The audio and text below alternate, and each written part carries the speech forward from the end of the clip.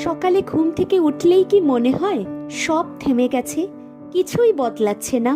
দুশ্চিন্তা প্রতিনিয়ত আপনাকে গ্রাস করছে।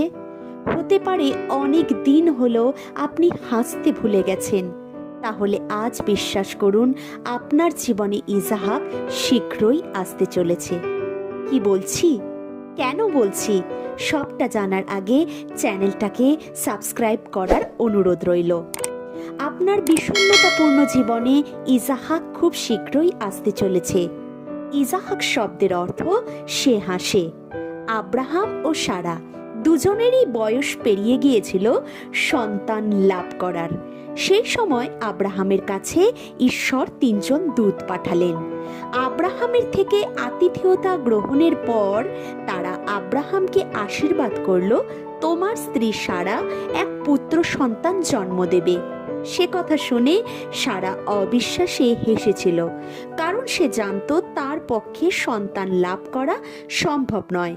কিন্তু যেখানে সব আশা শেষ হয়ে যায়, সেখানেই ঈশ্বর আমাদের দেখেন। সারা এবার অবিশ্বাসে হেসেছিল, কিন্তু ঠিক তার 1 বছর পর তার পুত্র সন্তান ইজাহাকের কারণে, যার নামের অর্থ সে হাসে, প্রকৃতপক্ষে সারার জীবন থেকে সম্পূর্ণ দুঃখের অবসান ঘটে এবং তার মুখে হাসি ফুটল।